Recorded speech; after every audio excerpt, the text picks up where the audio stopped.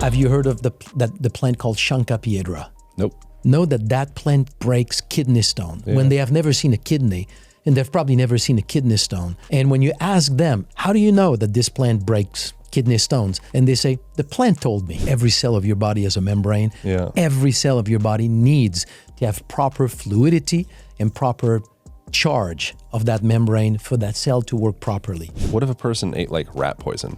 If you take rat poison, it's not an injury by itself. But if you take anything that actually damages tissue, it would trigger a release of stem cells from the bone marrow, by all means.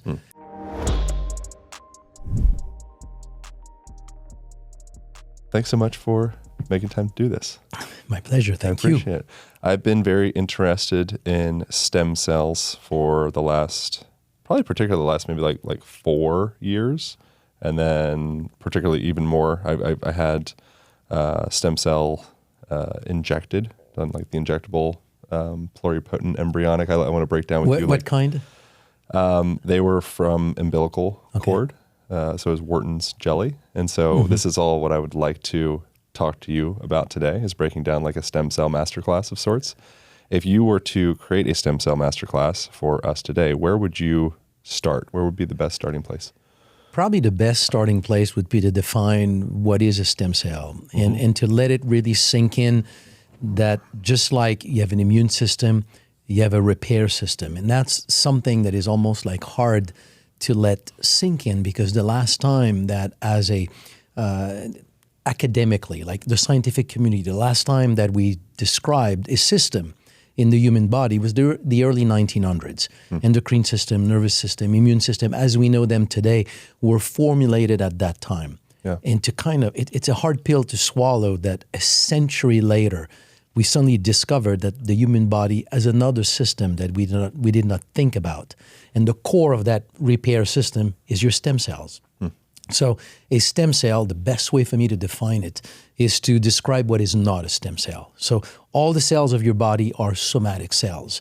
They're cells that are specialized, they will do only one thing, and they will never differentiate or transform into anything else. Take a cell of your skin, for example. If you have a muscle injury, it's not going to look down and say, oh, gee, I'll go down and help the muscle and become a muscle cell. It will stay a skin cell until it dies. It does one specific thing. Cells of the pancreas will make insulin. The cells making insulin, that's all that they do. So these are all somatic cells. At the other end of the spectrum, you have stem cells. Stem cells are nothing. They're a blank cell. They don't achieve anything in your body other than being called to transform into something else. Historically, they were known to become blood cells, white blood cells, platelets, red blood cells. And the big discovery at the beginning of the year 2000 that created this whole new field of stem cell research is the discovery that stem cells from the bone marrow can become not only blood cells, but essentially cells of everything else in your body, brain, heart, skin, whatever. And what is what differentiates the different categories of stem cell being, well, there's probably a lot more categories than I realize, but as far as like their capacity to differentiate into different types of cells being like the omnipotent or the pluripotent or the multipotent, like what is a satellite cell in the muscle? Where does that fall into? Like, what's the differentiation between the types of cells? There is less differentiation between them than there is, how could I say, the evolution of the knowledge that we have had about them. So what I mean here is that prior to 20 years ago, we did not have this understanding that stem cells from the bone marrow are a bank of cells that can become anything. Throughout history, were identified different types of cells, like satellite cells in your muscles, oval cells into your liver. They were known to be cells with an ability to multiply and repair muscles for satellite cells, liver for oval cells. And now with everything that we know today, the only thing that these are is that they are stem cells committed to that tissue that you can find in any and all tissues of your body. The heart has its own stem cells, the skin has its own stem cells, every single organs and tissues have their own stem cells. So put back into the context of what we know about stem cells today, it's to simply understand that stem cells leave the bone marrow, they go everywhere in the body, they migrate into every single tissue, they integrate the stem cell layer of that tissue, which is the satellite cells in the muscle, oval cells in the liver, other types of stem cells in other tissues, and they are the stem cells available to kick in whenever there's an injury to that tissue to repair it. And if there's not enough, then that tissue will call for further stem cells from the bone marrow. Are there other cells involved in the healing system of the body, or would stem cells be kind of like taking the main brunt of that job? If you take the entire repair response as a whole, meaning you get a cut, now you have damaged tissues. So your immune cells will come and will clean up the area if you want, but the repair itself is entirely done by stem cells. So they are really the core phenomenon in repair anywhere in the body. Where do they originate? How do we make more of them? And how do we mobilize them in the first place? Because just because we have a ton of stem cells doesn't necessarily mean that they're doing their job, from my understanding. Sort of. Which my understanding is minimal. So yeah. Please, there's a lot of questions in there. Correct. So let's take them one at a time. They are coming from your bone marrow. Well, let's go back to the day of your conception. So they're coming from that zygote, that first, that first cell that you were on the day of your conception. So everything comes from that. Yeah. Now, there's a remnant of that cell that stays in your bone marrow after birth. And these are your bone marrow stem cells. So these stem cells will be during your entire life the deposit, if you want, of stem cells. Only stem cells from the bone marrow are considered immortal. They have telomerase, so they will lengthen telomeres during your entire life. These cells are immortal there's many layers to calling something immortal, but they will be there for your entire life. How interesting. They will leave the bone marrow and they will replenish other types of stem cells in various tissues, which are no longer immortal. They have started their journey, if you want, in becoming a cell of a tissue. So you've got this bank of stem cells that are going to be, during your entire life, play this role here of rejuvenating, providing cells to all your tissues. The big thing to understand, because you make them all your life, they do their job. But just like anything, your height, your hair color, whatever, there are different specific differences in people. We're not all as good mobilizers, meaning to release stem cells easily. And when we're born with red marrow that makes stem cells, but it very quickly converts into yellow marrow that does not make stem cells. It's a process called conversion. It's very well documented, not well studied.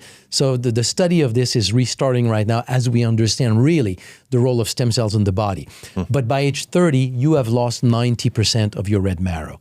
So, and it corresponds to a 90% decline in the number of stem cells in circulation in your bloodstream. So you discover in your 30s that you're no longer Superman. Like, you're not repairing like you used to. And it's all a matter of how many stem cells are in your bloodstream available to participate to tissue repair. And as we age, then it becomes like the most fundamental understanding of why you age, how you age, is how many stem cells you have to keep you healthy as you age. This is like a dumb elementary school kid question, but how many stem cells does the average adult carry in their body? Is it something that we've already been able to calculate? Yeah. The thing is that there's tons of data. Unfortunately, it has not yet been well analyzed, because when you go for a cancer treatment, before they used to look for a compatible donor. So you get your chemotherapy, and now we need to find a compatible donor from whom you can receive stem cells after your treatment. Since, let's say, the mid-'80s, when we have discovered how to identify stem cells in the bloodstream, now you can go and we will trigger the release of your own stem cells. We collect your own stem cells, we freeze them, you get your treatment, and then we give you back your own stem cells. In that process of cancer therapy for now, 2, 3 decades, 4 decades, we know how many stem cells are in the bloodstream of different people. So across the board, what we can say, and it's kind of an average and generalization, but you have about 6 stem cell per microliter, 8 stem cell per microliter when you're 30-year-old, and you go down to roughly about 1 stem cell per microliter in your 50s, and it keeps going down. What is a microliter? Microliter is 1,000th of a milliliter, so it's a millionth of a liter. So let's say, is that like blood or like a body mass? Sorry? Are you saying like blood in a body? Let me make it simpler. Yeah. At 30 years old, you have about 30 million stem cells circulating into your bloodstream. Okay. At 50-year-old, you have about 5 million stem cells circulating in your bloodstream. Oh, wow. But you can have 50-year-old that may have more stem cells than a 30-year-old. And these are your interpersonal variability, if you want. So you find the 50-year-old or 60-year-old who is really strong, vibrant, healthy, heals well. He just has more stem cells than the normal 30-year-old that does not have a good health. Yeah. It's just the rate of that conversion of red marrow into yellow marrow and how good of a mobilizer you are. And so that's the part I'm curious about, the how good of a mobilizer you are. What can a person do to be mobilizing the stem cells that they actually have compared to being perhaps more like stingy with them? Or is this just not the right analogy? I mean, right now, I don't think enough research has been done, to understand what makes a good mobilizer from a not good mobilizer. But that has been pretty much my last 20-some years of research, which is identifying plants that act as stem cell mobilizers. So you can mobilize your stem cells by consuming specific types of plant extracts. Yeah. So that's what I have studied for the most part. But putting the plant aside, what will make a good mobilizer to a bad mobilizer? Quite frankly, I don't think anybody has studied that. We just see it. They will see, for example, when a cancer patient comes, they will determine he's a good or not good mobilizer, and that will determine part of the course in terms of the treatment. What are some, because I want to talk about the ways that we can endogenously be mobilizing stem cells using things like plants and things of the like. What are other factors that would cause the body to be mobilizing its own stem cells for repair? I'd imagine just like exercise, maybe sauna, maybe sustaining some type of injury that would probably transpire. Yeah, right now, to go back to your first question, which is like, what is the basics of stem cells? Yeah. They are your repair system. So you get an injury. Let's say you cut your finger. So you have a cut and then you have an infection. So the first thing that will happen is that the macrophages, the immune cells that will see the infection, will then trigger the release of immune cells from your lymph nodes, then will attract these immune cells to that area to kill the bacteria. The second thing that is happening within hours of initiating this whole process is that injury will then release specific compounds that have been very well identified. Granulocyte colony stimulating factor, stem cell factor, interleukin-8. These are all compounds that are known to be stem cell mobilizers. They will go to the bone marrow, and within 2 to 3 days, you will see the number of stem cells starting to increase in the bloodstream. It will peak at anywhere between 3 to 5 days, and the average will be 3 to 9-fold increase in the number of stem cells, not after a cut. Let's say after a broken bone, heart attack, like something significant. And then the stem cells go everywhere. So how do they identify where is the injury? Is that locally that injury will release one specific compound called stromal-derived factor 1, SDF1. So the stem cell is as a receptor for that compound. When they connect, as the stem cells is going through the fine capillaries of that injured tissue, when they connect, it triggers the migration of stem cells out of the blood into that tissue. When that stem cell get exposed to cellular debris of that tissue, it will make them multiply and then transform or differentiate into cells of that tissue. That's your repair system. So it happens, and it has happened since the day you're born. Anytime you have an injury, stem cells kick in, and that's why you repair. Remember, let's say, have you broken a bone in your life? I don't think so. Okay. Anybody who breaks a bone, I broke a bone, they put you in a cast, and the doctor will tell you, come back and see me in 6 weeks. Yeah. If you have a cold, or if you have any kind of other problems in your life, doctors will tell you do A, B, C, and D, do like all kinds of things to support, healing from that process. But if you put on a cast, they'll say, come back and see me in 6 weeks.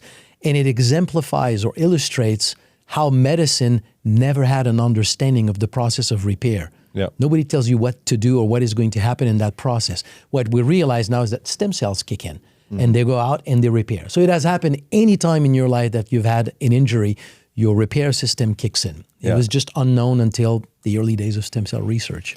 So I want to go down the path of understanding endogenous stem cell mobilization, exogenous usages such as, getting whatever, doing the Wharton jelly and doing the different versions. But before that, I want to talk about how we can direct the I guess perhaps the term would be the differentiation or like the location of the arrival of the cells using things like red light or PMF or different forms of frequencies. Is that a thing? It's a thing, but with the understanding that there's probably more speculations and more inference and hypotheses than there is actually hard data on these. There is data showing that pulse electromagnetic frequencies will enhance the migration of stem cells out of the blood into a tissue. There is also pulse electromagnetic frequencies and red lights that will increase local capillary circulation. So if you want to pool just pure physics, if you want to have more stem cells go into one area, well, if you enhance blood circulation in that area, more of these stem cells will circulate in that area and will be called to migrate if that area has an injury. So if you have an injury somewhere, you can indeed release more stem cells by using plants that act as stem cell mobilizers, and then apply red lights or pulse electromagnetic frequencies where you want to enhance that repair. And the two of them will work very, very well together. If there's dysfunction in the cell membrane of said cells, would that cause the stem cells to not be able to migrate effectively? Yes and no. And again, you're asking questions that nothing has been studied in that area. It's just too new. Yeah. But we can nevertheless kind of use like general understanding of physiology to answer the question. Your membrane is, and I'm glad that you bring that up because it's an area that is like so poorly talked about. And that's what a lot of the, so I use in my own practice with clients, I use like radio frequency, I use PMF, I use different forms of E-stem, I use, we've done like hyperbaric oxygen chambers, done like all sorts of different things. And a lot of that, not so much hyperbaric oxygen, maybe a little bit that actually, but a lot of what they tout with those frequency-based mechanisms or devices is that they're working with the cell membranes. And if you have a dysfunctional cell membrane, fluid can't come in, can't come out. And like that's a big part of what they're modulating in that. Correct. So I wonder how much of that research is based on fact versus how much is based on, sales and gimmickry and, and how that pertains to stem cell mobilization and migration. There is a lot of data. I mean, let me take one step back. A cell is a battery. So meaning the membrane will separate ions across the cell membrane. The typical cell in your body that utilizes this the most is a neuron. That's how a neuron works. It has pumps and channels that will separate ions that will create a difference of potential between the inside and the outside of the membrane. And then when there's an action potential, like electrical impulse going through your neuron, channels will open and will allow these ions to balance out for a fraction of a second. And then the cell will kick them back out and recharge the membrane. That's good in neuron, but every cell in your body do that. Every cell build a difference of potential and uses that to drive glucose inside, the messaging outside of the cells. Your membrane is extremely active. That's what pulse electromagnetic frequencies will bring back to your membrane. It will facilitate the recharging of these membranes. And it used very well for that. Hyperbaric chamber will help oxygenate because it brings oxygen to all your fluid and it brings more oxygen into the cells. So in the context of a stem cell, the thing to understand is that a stem cell can be 20 microns diameter. When that stem cell gets into a capillary that is 12 micron diameter, it doesn't go through. So that cell needs to really squeeze itself. So now we're getting probably into a different dimension of your membrane, which is the composition of that membrane. If that membrane is not properly balanced with polyunsaturated fatty acid in some areas where you get more of the saturated fat type cholesterol, which you need to have all of this in your membrane, then the cell cannot squeeze itself and kind of go through that capillary. Yeah. So you need to have a really good balance of lipids in your membrane for that to be effective. And I know that it's a lot of stuff dumped at once. I'm excited to re-listen to this, genuinely. I'm excited to go back in and take notes and continue because it's so cell deep membrane as you start getting into it. I think it's not talked about enough. It's like absolutely fundamental. I mean, every cell of your body has a membrane. Yeah. Every cell of your body needs to have proper fluidity and proper charge of that membrane for that cell to work properly. And it is across the board probably one of the main underlying cause, like You go to the bottom of it, chronic fatigue, so many different things. It's just that issue. It's a good thing in the 80s or whenever that was, we were told to eat more sugary cereal and less fat. There you go. It's a good thing. We learned really good. What do you think about HBOT? What do you think of hyperbaric oxygen chambers in relation to stem cell mobilization? HBOT was shown to put more stem cells in circulation, and I think that it does it. It has not been like really documented that way because it's something that is really hard to document. But I think it does it by stimulating the proliferation of stem cells in the bone marrow. Yeah. So if you proliferate more stem cells in the bone marrow, then more of them will be pushed out and get into the blood circulation. Whereas the plant that I have worked with will stimulate the release of the stem cells, and then the proliferation comes back to balance out what has been released. So both of them kind of do the same thing, but they're kind of pulling at a different end of the phenomenon. Yeah. So it makes stem cells proliferate in the bone marrow. But the other big thing that HBOT does is that you know how oxygen works with red blood cells? You know, it will basically capture oxygen, deliver it into your plasma, but at the level that your plasma can dissolve oxygen, which is essentially around 3%. Yeah. So, but it's all because of the atmospheric pressure of oxygen. The moment you go into higher pressure of oxygen, then your plasma can absorb more oxygen. So now that oxygen starts to diffuse into all your liquids.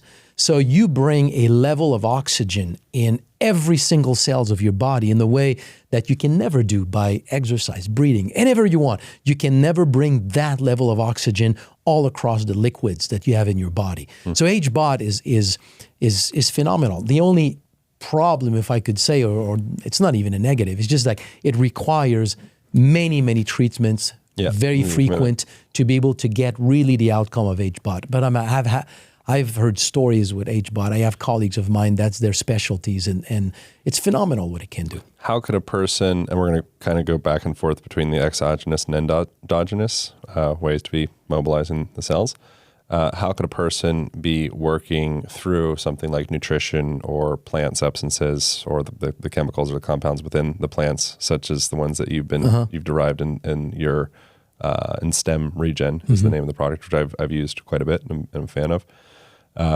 How could we be working in tandem with these exogenous practices, such as whatever, just working out or sustaining an injury, or not that would be like a practice, but if that happens, you're going to be doing that. Or doing hyperbaric oxygen chamber, would that be something where we could be working in tandem with the actual foods that we're eating or the compounds that we're consuming with these other practices that we'd be doing? Yeah, absolutely. We work now more and more with doctors who combine a product like Stemregen, which contains herbal extracts that trigger the release of your own stem cells, with either hyperbaric chamber, with stem cell injection, red lights, all these different things. And quite frankly, to answer your question about food, I really think, I've been doing this for like 23 years. I really think that it's the novelty of it that makes it look like we're asking a lot of question around it. I think the more we advance in the research, the more we'll realize just like tons of things will support your immune system. Exercise, good breathing, good air, good rest. Same thing exists for stem cells. It's your repair system. Like whenever something is not going right in your body and you need to recover, what do you need? You need to rest. It's your stem cells that do the work. You recover because your stem cells are repairing. So the more we study, the more we realize all those berries that have tons of polyphenols, they support stem cell function. Exercise is good for you, in part because it supports stem cell release and distribution in the body. Good sleep supports stem cell function. Stress that is bad for you hinders stem cell function in the body. Cigarette smoking is bad for you. It is bad for stem cell function. I think the more we go, the more we will realize that tons of things that we know are good for health, somewhere they're good because they leverage your stem cells. And what is it what are the particular compounds or plants that you're using in Stemregen? And are they mobilizing stem cells because it's creating some type of like chemical hormesis where it's actually kind of like triggering the body to combat something and it's creating that hermetic effect, or like what's actually happening with that? it's not creating like an injury in the sense of, let's say, it's creating like a toxicity to which your body reacts. It's not working that way. It's working more like when you talk about like fasting mimicking compounds. You've heard of those that trigger autophagy. Let's call them injury mimicking compounds. Interesting. So the compounds that an injury will release in your body to trigger stem cell release, some of these plants will make those compounds raise up in your bloodstream. Interesting. To a slight level. Why would it do that? I would imagine it's because it's creating some type of like micro injury, which isn't necessarily a negative thing because exercise is a macro injury. But that's how it triggers stem cell release. Yeah. I would say right now I'm not aware of any data that would say that it's because you're creating an injury. It would be like, I don't know if I have another good analogy that comes in, but it's almost like it leveraged the hormonal response of an injury. It mimics like if your body had an injury, but you don't have the injury. Just like I would say fasting mimicking compounds. Your body is not in a state of fasting. Your body is not suffering because it does not have, it has a lack of food. We just simply triggered a cell to trigger a phenomenon that is like if it was fasting. So we're doing about the same thing with these plant extracts. What are the extracts? We started with blue-green algae from Klamath Lake. Yeah. So that's why I was living in Canada. I moved to the United States to study that plant. I was hired by a company at the time that was selling this blue-green algae. You know Klamath Lake blue-green algae? You Is heard of that it? Oregon, Klamath Lake? Yeah, correct. Yeah. Yeah, I have a place in Bend, Oregon. I lived in Bend for a few years. Yeah. There you go. So you've heard I've been, yeah. Isn't Klamath, is it south? It's south of Bend. Yeah. About an hour and a half, 2 hours, something like that. Yeah. So that lake is producing this blue-green algae naturally. It's not only in that lake, but it's rare that it grows with that kind of density in any other lakes in the world. So that's what makes it really unique to Klamath Lake. It allows to be able to harvest it in large quantities. So this company was selling this product, and I was hired to document the mechanism of action of how this plant was working in the body. So we very, very quickly identified the mechanism of action for its effect on inflammation, its effect on immunity, and its effect on mental clarity, which was one of the main comments of stories, testimonials of people, main experience of people taking this product. But as I'm doing all this research, I came across people who reversed multiple sclerosis, COPD, like emphysema, heart disease, diabetes, liver failure, kidney failure, Parkinson, Alzheimer's. And there's a point where one case is one story, but when it becomes 20 and 50 and 100, and suddenly I meet these people, they share their medical record, there's a point where it became clear these are not just stories. Like this product is doing something that is unusual, bringing benefits, not only significant benefit, but a benefit to the heart, to the liver, to the lung, to the skin, to so many different aspects of human health that to my knowledge, I had no understanding of how one plant could do so many benefits. So we started to dig into it. We didn't find anything significant for a number of years until I came across an article documenting for the first time, to my knowledge, that stem cells could go from the bone marrow to the brain and becoming a brain cell.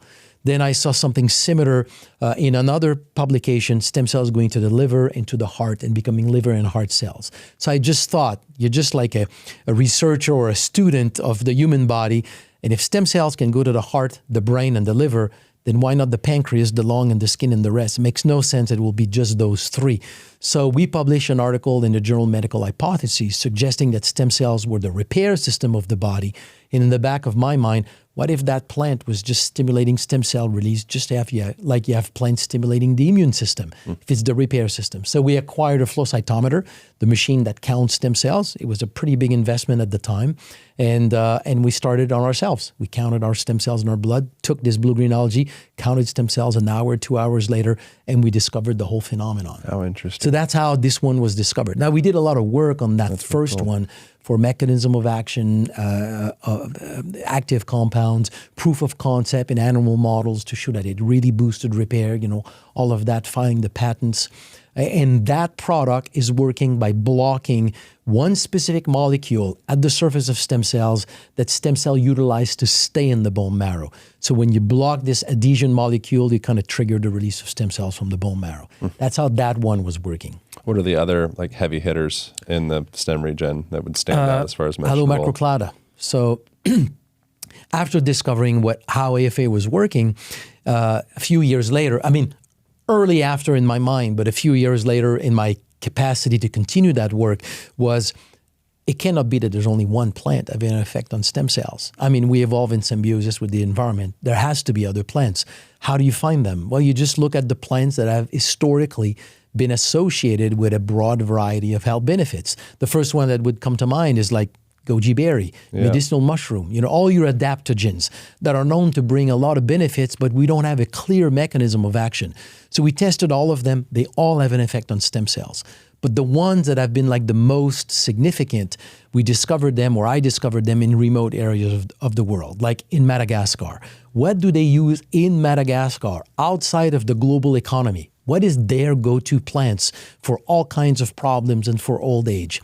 And it's one species of aloe. They have about 65 species of aloe in Madagascar. There's only one that they have used to make a product called Vahona that have been used for all kinds of health issues. So I was able to go to Madagascar, collect some of that Vahona, and then when we tested it, we got so far the biggest response that we have seen on stem cell release. But it was not a thing, like it was not available in the marketplace. So now my colleague is there in Madagascar for now, almost like 10 years, and developed a co-op of harvesters because it's on the CITES list. So if we're not Malagasy, we cannot touch that plant. So now there's a whole co-op that has been set up, and then we harvest on national land that plant. We have a system now to collect it, to process it, and make that ingredient that before that was not available. So we've developed a number of ingredients in that way. So that is a cool ingredient in the whole formulation. Would there be any animal-based compounds that would cause stem cell mobilization, or is it mostly the chemicals that exist? Like, I would imagine it would be largely like the defense chemicals that plants contain that would be instigating that response. We have in the blue-green algae, we have what is to the best of our identification, it's a glycoprotein that is blocking L-selectin. We have in Allomacroclada probably a certain type of glucomannan, a polysaccharide. We have from sea buckthorn berry polyphenols. So right now, as we expand in all that quest, it looks like there's a broad variety of compounds that can trigger stem cell release from the bone marrow. I've only tested one animal-derived compound, and it's colostrum. So I had access to a very unique type of colostrum. It was highly fractionated colostrum. So just to give you as a point of comparison, on the marketplace, you can buy a good colostrum bulk pricing for probably something like $30, $50 a kilo. What we buy is $800 a kilo. It's a very, very concentrated, it concentrates a lot of the growth factors that you find in colostrum. And I was working with Dr. Jensen. She had studied that specific product, and she said, you know what? This product must be doing something on stem cells. So we started to test that compound. And we found, to our surprise, a drop in the number of stem cells in circulation within about 20 minutes of consumption. Interesting. Using colostrum. Using colostrum, that specific colostrum. And at first, Why would that be? Why would that be? Why would that be? Well, it was our reaction. We're like, what's happening? Yeah. So our first reaction was, there's a problem with the equipment. The equipment is probably, we need to clean it better. So we shut down everything, we cleaned the equipment very well, and we got the same response. So now the next step was to change all our reagents and antibodies because we had never seen that drop. And we finally realized over time that it was a real response. It was a drop in the number of stem cells. And then as we did more work, we realized that there are a number of products out there. Medicinal mushroom do that. Colostrum does that. It increases the density of the receptor that stem cell utilize to identify the SOS molecule coming from injured tissues. So as stem cells are better capable of identifying where there's an injury and migrating out of the blood circulation, that means they disappear from the blood circulation.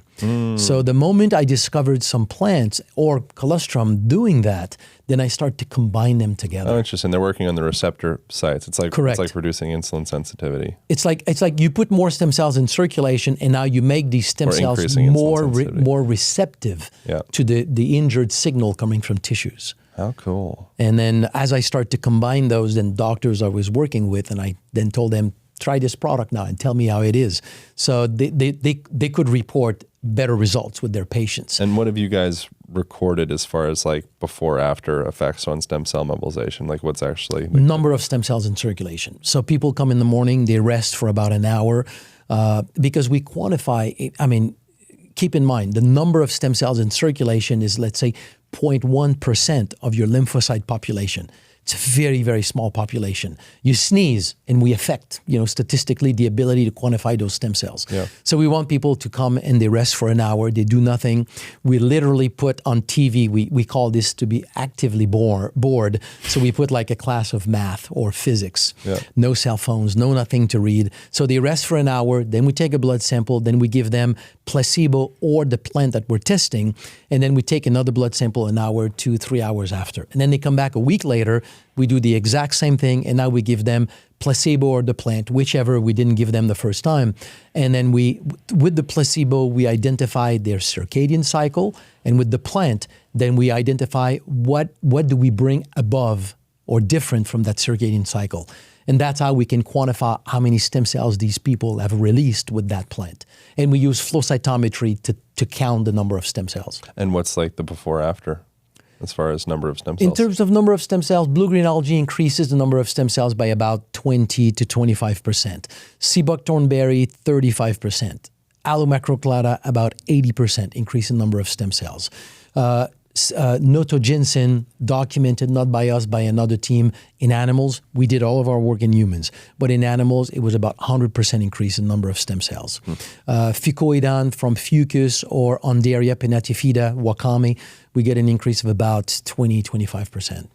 What if a person ate like rat poison? What would that do to stem cells? Or something if they ate like something that was genuinely a noxious agent, like that could cause death? I would imagine that would also create a tremendous amount of stem cell mobilization. If it's associated with an injury, if you take rat poison, it's not an injury by itself. But if you take anything that actually damages tissue, it would trigger a release of stem cells from the bone marrow, by all means.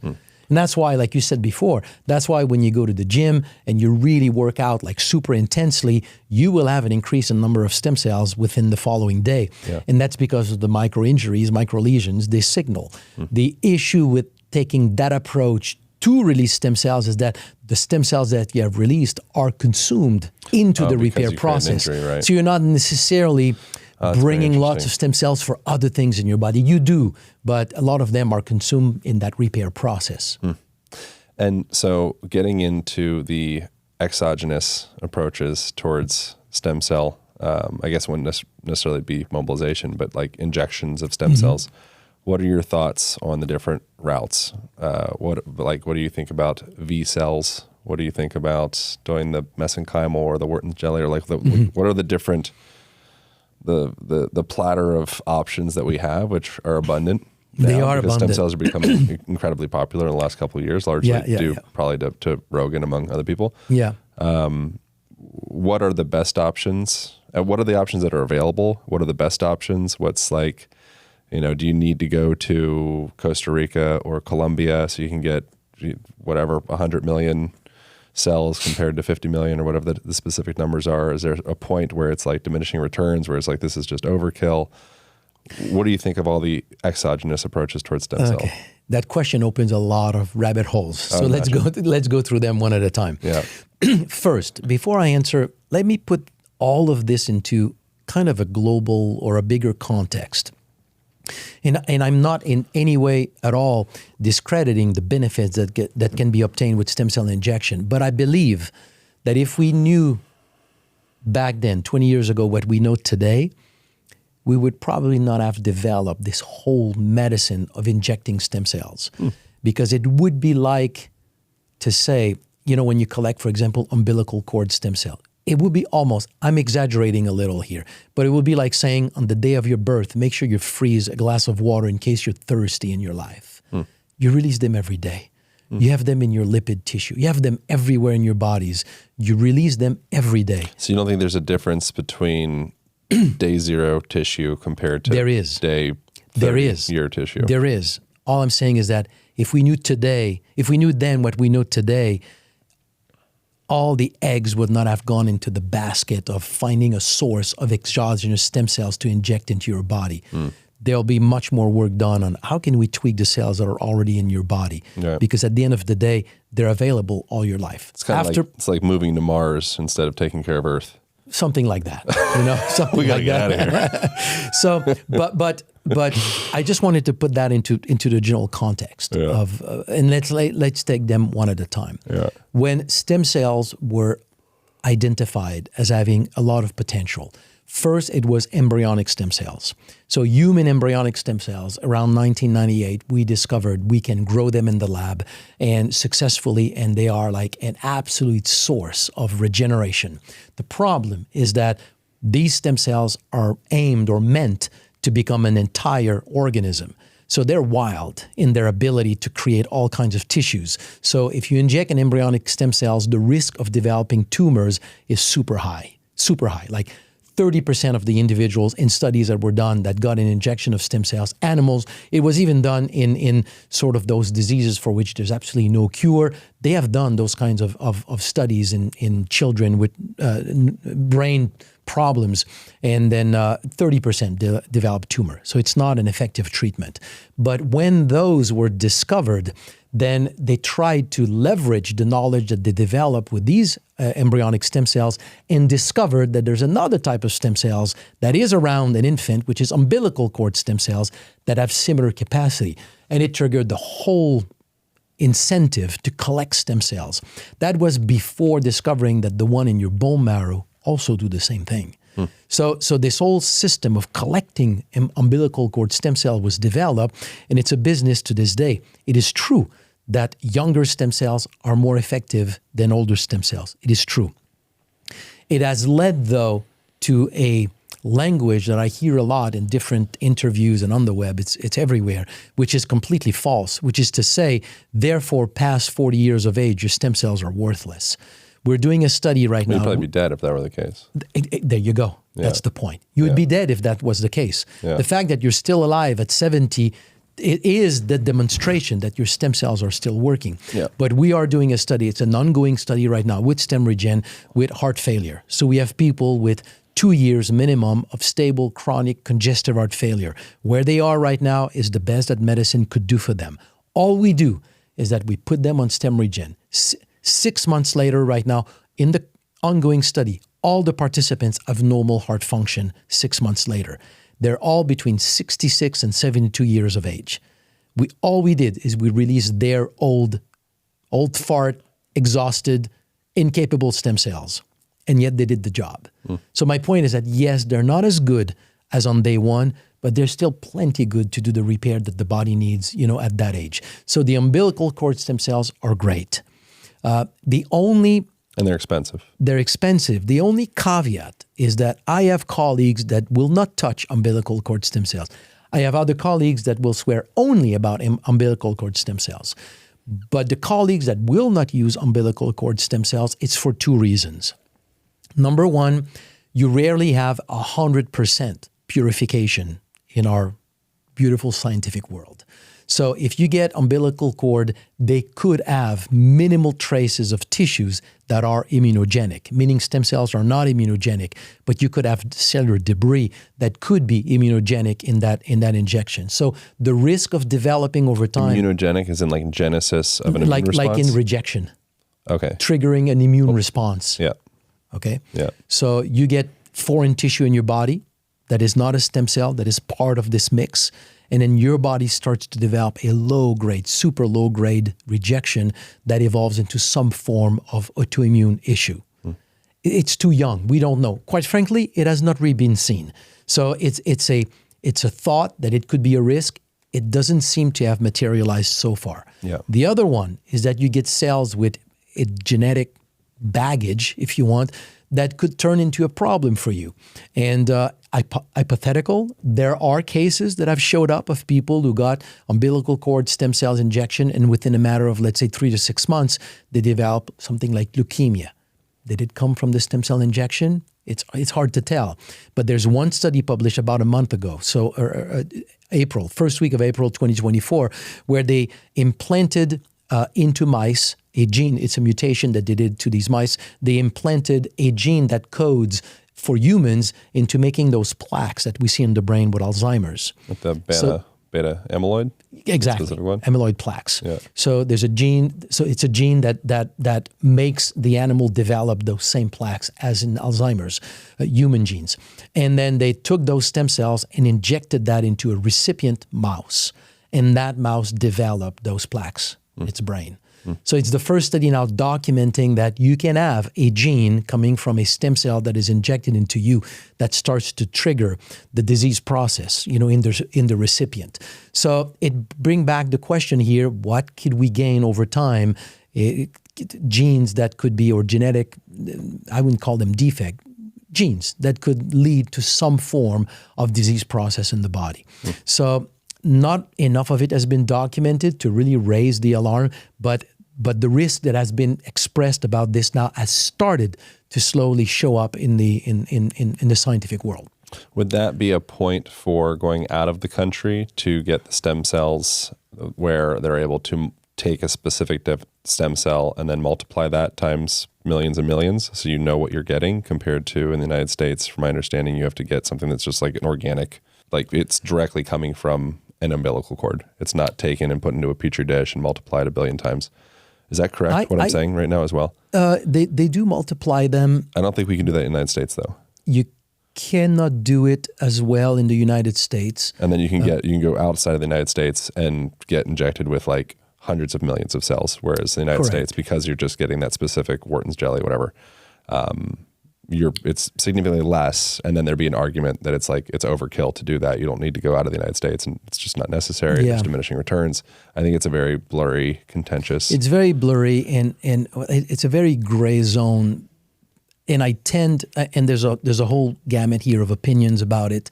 I tend to lean more on the side of this opinion that you really don't need to multiply these cells, meaning that these cells, when you start to multiply them, they have, outside of the bone marrow, outside of where they're coming from, they are limited in their capacity to multiply.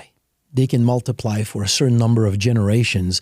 So they will, in the lab, start the first 2-3 generations, 4 or 5, and it won't go much further than that, because then they can start to be damaged. So that multiplication, they will do it in your body as well.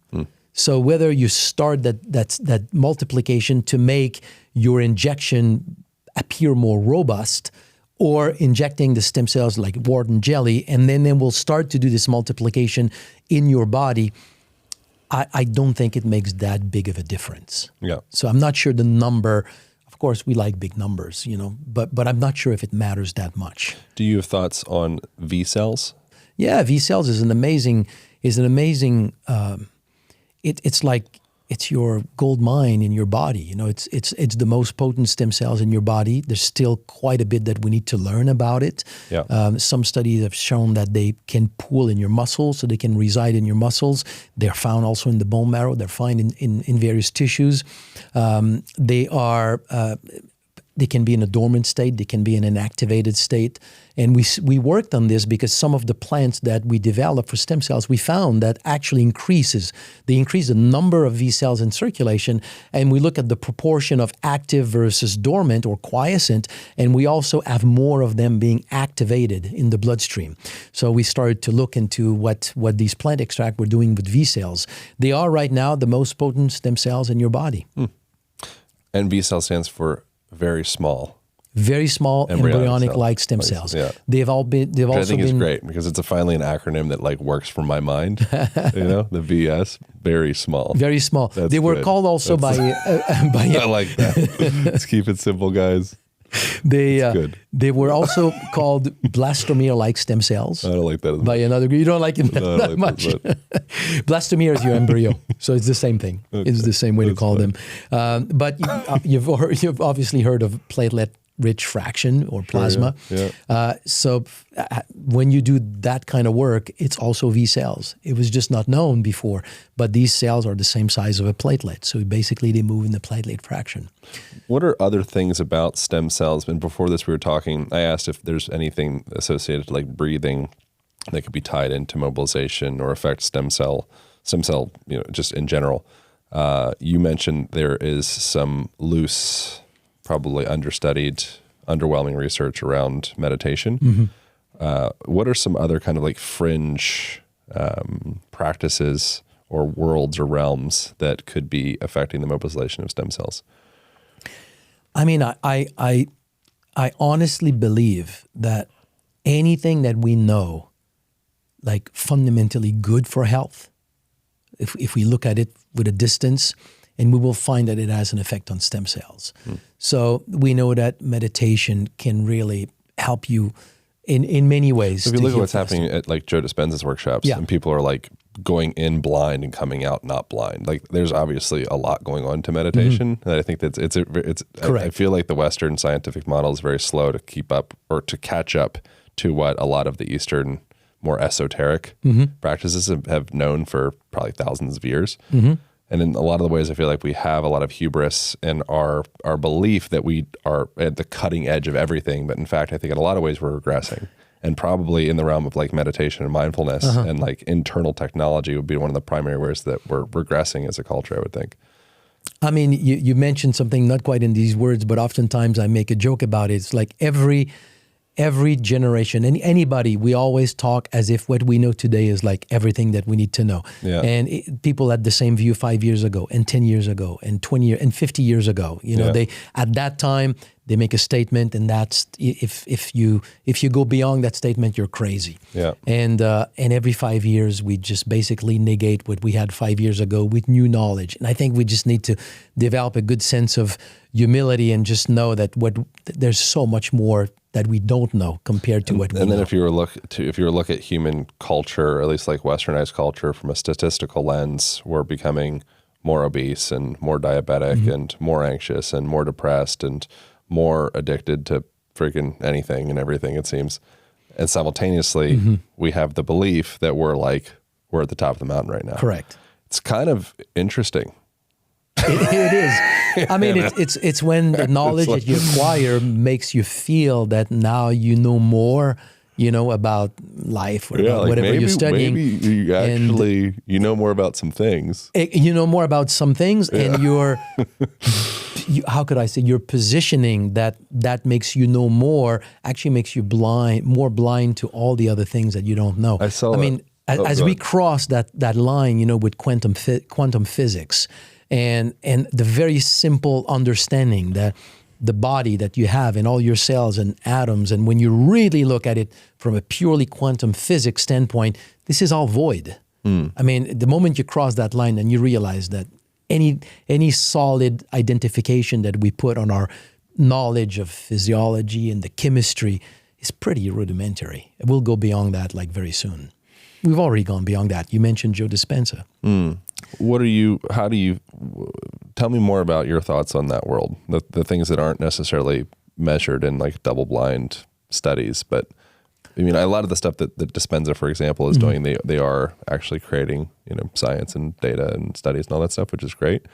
But is there any way, if you were to suggest or advise people to kind of start to dig deeper into like the metaphysical aspect of health, like what do you think about all that? Because I feel like you have a lot within you in that realm that probably it's a lot of people in the scientific realm are very trepidatious to talk about things like that until you're with them and you guys are smoking some weed or having some tequila or something like that. And you're on a fire and you're like, okay, this is actually my thoughts.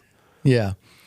Well, again, there's a few direction here to go with this. You mentioned double blind study in science.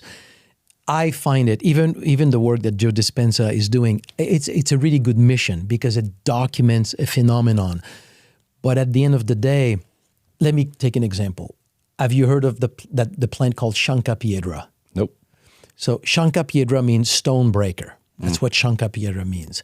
It's a plant. Its Latin name is Philanthus neruri, and it's been used for centuries in South America to eliminate kidney stone. How does a healer 400 years ago know that plant breaks kidney stone when they have never seen a kidney? And they've probably never seen a kidney stone, but they call that plant kidney stone, stone breaker. And when you ask them, I was in South America in the jungle, and I asked them, how do you know that this plant breaks kidney stones? and they say, the plant told me. Yeah, same with ayahuasca. Yeah. And the sacrarian plant. Exactly. They take ayahuasca and then they speak to the plant, and the plant told them that breaks kidney stone. Every scientist will tell you this is ridiculous, folks medicine, it's worthless, until they did a study on 20 people and they saw that all the kidney stone fractures into millions of pieces and you pass them without any pain. So now 1,000 years of use of that plant suddenly got made credible and accepted because of a double-blind study on those 20 people. For me, ancestral knowledge on thousands of people, tens of thousands of people for centuries is so much more valuable than a study. So when I look in from that context, I don't put a whole lot. I mean, I'm a scientist. I look at things from a scientific standpoint because it needs to be developed, it needs to be proven and all of that. But for me, it's all a matter of experience. What is your experience with it? If it's true for you, then do it. It works for you. And but then your other question was when we cross that line and we get into the metaphysics. For me, my drive into everything that I'm doing right now in this world of stem cells, it's not because I'm fascinated by stem cells. I'm fascinated by what they can do. I have seen so many people getting benefits. But at the end of the day, I mean, even if your stem cells are immortal and you live up to 150, 100 years old, if you don't realize why you're here, then you've wasted 108 years of figuring out why you're here. And so my best way to summarize it would be to say, the moment we start to really dig into like something like near-death experience, your body is dead, declared dead, your brain has flatline. So a brain that is flatline doesn't do a whole lot of thinking, but you go somewhere where you experience a level of thinking that is so much more deeper, so much more wholesome, so much more, you see yourself under a light where worries are gone. You come back and you remember that you had like such a deep insight on your own life and your own existence. And you come back with that deep insight. You had this when your brain was flatlined. So there's a part of you, that part was not born when you died. It's not your flatline brain that suddenly created something superior to you. So that means that you is there right now. And the only reason why we don't experience it, it's because we give priority to the thinking brain that has ideas about everything. And it covers your true essence with all these ideas about things. So for me, the quest is to find who are we? And let's silence the mind to discover who is the real us. So in other words, let's die before the body dies and live in this body by fully identifying with that is true in us. So for me, all this work with stem cells is giving us more longevity, to have more time to really dive into that quest. Because unfortunately, in our 50s, 60s, people develop health issues, and when they do, then their entire life gets consumed by this health problem. You have diabetes now, you do all kinds of things to remove diabetes. I mean, you completely lost the quest for who you truly are. So for me, that's the leverage that stem cells bring. It brings people time to dive into who they really are. It seems like a lot of us, well, maybe all of us to some degree, outside of having some of those momentary moments of like samadhi or enlightenment or breakthrough or however you come to that, you have a near-death experience or you eat some mushrooms or ayahuascas or whatever the thing is, and you kind of have a moment of seeing yourself for the first time, it seems. And you realize that maybe in that moment, you're not as broken as you've always told yourself that you are. And it seems like our thinking mind can be kind of like the foreman of structuring our bodies. And we grow up in a world that maybe our parents might have not been the best influences, or maybe advertisements weren't the best influences, or maybe kids at school weren't the best influences. And it puts us into this kind of small, fractured, disconnected version of who we believe ourselves to be. And then we believe ourselves to be the thoughts. And then that becomes the form that actually is that becomes the physical manifestation of our tissues. And it seems like what's happening within something like a Dispenza situation, or even like the action of placebo, which is incredibly powerful. And it's amazing that placebo somehow is something that we like kick aside. It's like, no, like probably placebo is the thing. And probably this whole thing that we're doing right now is just a big placebo. And if we can tap into that part of ourselves that's outside of the thinking mind, it seems like we have a lot more power than maybe what a lot of us, would like to believe, because it's kind of scary to believe that you're powerful. Yeah, no, you've described the process, beautifully. It's exactly what it is. We identify with a story, and we identify so much with that story that we fully become that story. And that's why the real meditation, if I can call it real, is when you start to observe everything about you, including yourself, like your ideas, what you believe about yourself, and realizing that entity that you discover after death, like this near-death experience, is none of those. And to observe all of those traits, like your stories, what you believe you are, your weaknesses, all the things that you have done that maybe you've developed guilt or shame, none of that is you. You just feed it. We just feed that identity. We continue through guilt and remorse, and we feed all of this, but none of this is us. And we can discover the true. I think that's the quest, to discover really, our true identity. How did you become so wise with all this stuff, and you've really, from my experience of you, you have a really beautiful blend of like wisdom and then also knowing. So like balancing like East, West, kind of those two worlds. I feel like it's rare for a person to balance both of those sides very well. What's going on with you? My most objective answer would be to say, we'd have to dive a little bit in reincarnation. And, when we're born, it's not the first time we're here. So it's stuff done before. I think I was born a scientist, and that these kind of thoughts have been there. I'm probably born with most of it. And then it drove me, it drove me in my life. It's been a slow progression, and I don't think I can pinpoint to one event. I could say that happened to me and suddenly it triggered this whole transformation. Yeah. What else do people need to know about stem cells before we wrap up? I think we've talked about this before. I think that the simplest thing is to understand that just like you have an immune system, you have a repair system. So anytime something is not working well in your body, there's tons of things that we can do to help the body do better. But at the core, it needs to repair. Something's broken, it needs to repair. At the core, to support that repair system is like the place to go. Let's say we continue to talk about all this science and we project ourselves in 10, 20 years from now. And at that time, people will just say, just like when you have a cold, you want to support your immune system. When something is broken, you want to support your repair system. It will become, and I believe it will, the absolute first thing in any strategy, any protocol to help get better with any kind of conditions that we have. The first step will be, let's start by supporting your innate ability to repair. And then let's start to add to this, different options, different strategies to boost this whole aspect of the body. But everything will start with supporting the repair system. What do you think some of the I know I said we're about to wrap up, but what do you think of some of the blind spots in the longevity community are? Is there anything that stands out to you as far as like the longevity community? Because I think it's kind of it's a little weird to me in a lot of ways. It's really great. Yeah. Glad it exists. And I can see myself trending in that direction at some point. But I also see like something that stands out to me is like a resistance to death. Oh, sorry. Yeah.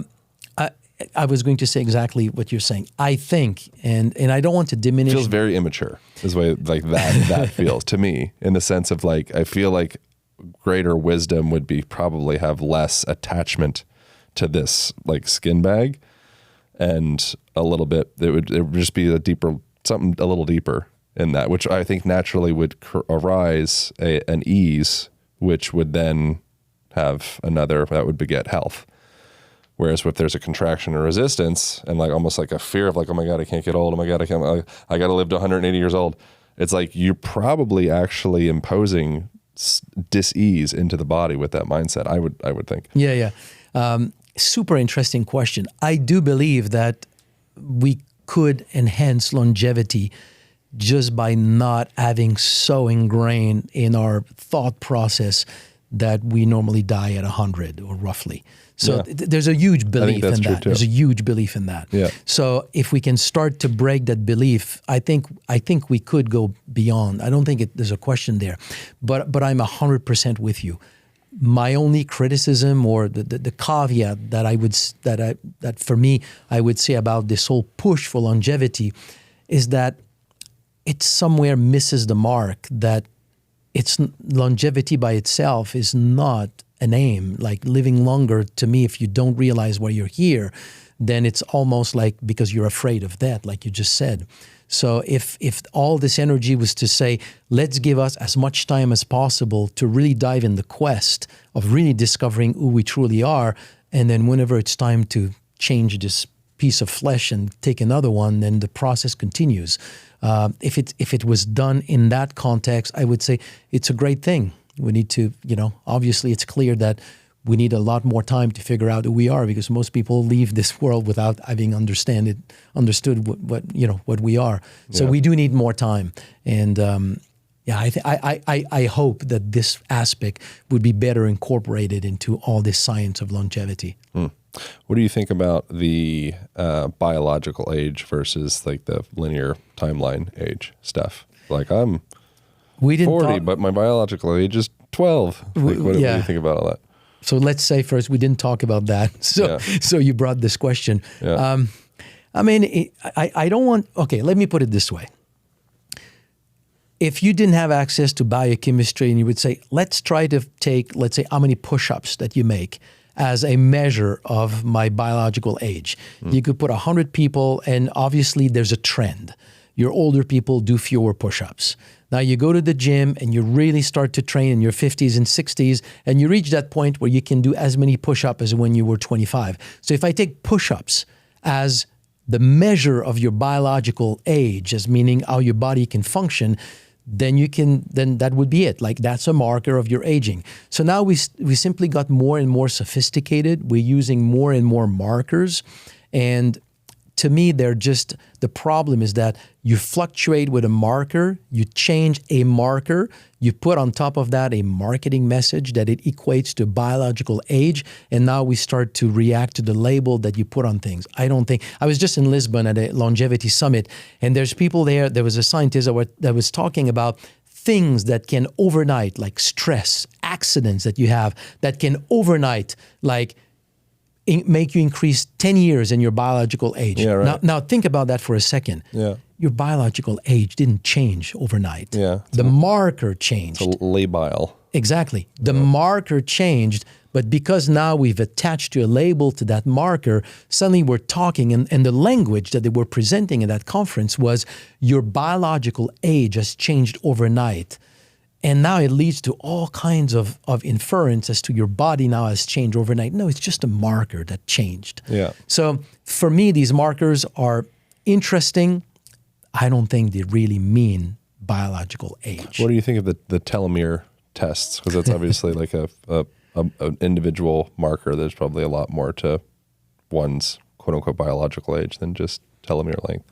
I don't believe in the whole science of telomeres. Not I don't believe in the science. I mean, in what we infer from it. What I mean by this is that the impact of telomere on longevity and rejuvenation was done in a study made on mutant mice. It's a genetic strain of mice that was made to not have telomerase that lengthens telomeres. And then the genetic mutation was done in a way that you could reverse it later on in these animals. So you have these mice that are 2 months, and they start to show signs of aging that you normally see in, let's say, a 1-year-old mouse.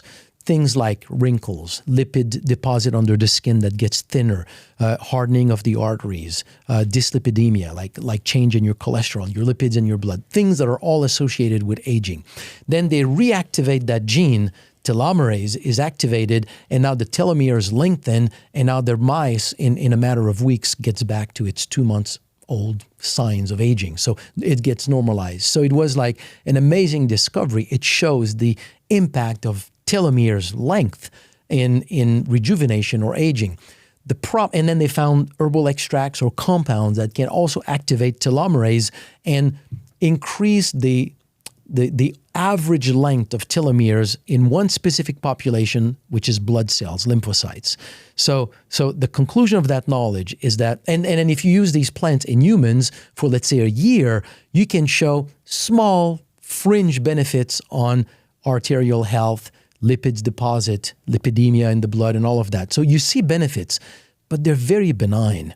So in summary, what we have is that we are not mutants. We never have no telomerase. We always have telomerase. Boosting a little bit the telomerase brings some benefits, but it's not really humongous. And we measure that in a population of cells that has an average lifespan of 3 months in your blood, your lymphocytes. It is absolutely not giving you a sign of how is it in your heart, in your liver, in your brain, in your lung, anywhere else in your body. So to me, it's a science that is skewed. And at the end of the day, what is the cell in your body that has the longest telomere? It's your stem cells in your bone marrow. Because in your bone marrow, those stem cells have telomerase. So when a stem cell leaves the bone marrow and gets into your tissue, that becomes your tissue cell that has the longest telomere in that organ on that day. So release stem cells actively every day. Flood your tissue with new cells. And that's your best way to lengthen telomeres in your tissue and rejuvenating your tissue. I'm not convinced that by measuring telomeres length in a population of lymphocytes that will live 3 months in your bloodstream really is a right indication of your biological age or the telomere health of your tissues. And what about wrinkles and some of like the physical indicators of aging? How does stem cells come into that conversation? One of the most common reported benefit of people taking Stemregen before they start to experience the benefits in their overall health is that they will say, people are asking me, what am I doing? Because my skin is more radiant. And it's just to understand that your skin, which renews every month, then will be a very significant consumer of the stem cells that you're releasing. So a lot of them will go into your skin and will help rejuvenate the skin. So stem cells play a super big role into rejuvenating the skin. But if you want to really help wrinkles, then I would say trigger some form of injury into your skin, into your face. Like and now it's a microneedling, any of these approach. Now that's an injury. It triggers the repair process. Now put more stem cells in circulation and you boost the repair in that area. So there's a direct link between stem cells migrating into your skin, forming the skin cell, epidermal stem cell layer, and then stimulating repair. So now these cells transform into fibroblasts. And if you provide your body with collagen peptides, now you have the building blocks for these cells to start to make collagen properly. So it's a nice rejuvenating strategy for the skin. Seems like probably one of the wisest ways to keep stem cells healthy and robust and circulating and mobilized and all that in the body is by moving the body regularly, like challenging all of the connective tissue throughout the entirety of the system.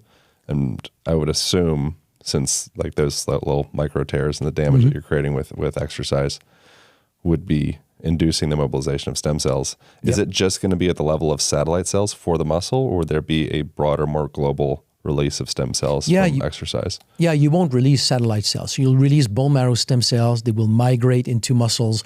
They will become then satellite cells in the muscle. And these satellite cells will, to a large extent, merge and fuse, which is the only place where it really is documented to happen.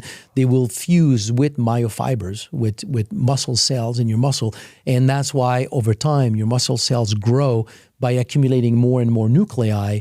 It's because of that fusing, this merging with satellite cells. So stem cells are essentially an essential component of building muscle mass.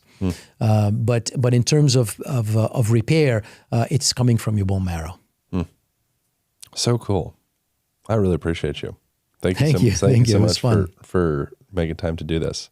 So Stemregen is something I've been using for off and on for like the last 6 months or so since I was introduced to it, and I found it to be really impactful in my own life. So I appreciate you creating it. Who would be the best candidate to be taking something like the compounds in Stemregen? Would it be a person that's specifically suffering from something? Would it be something that I presume you'd say everyone, but is there any particular people that like this would be extra important for?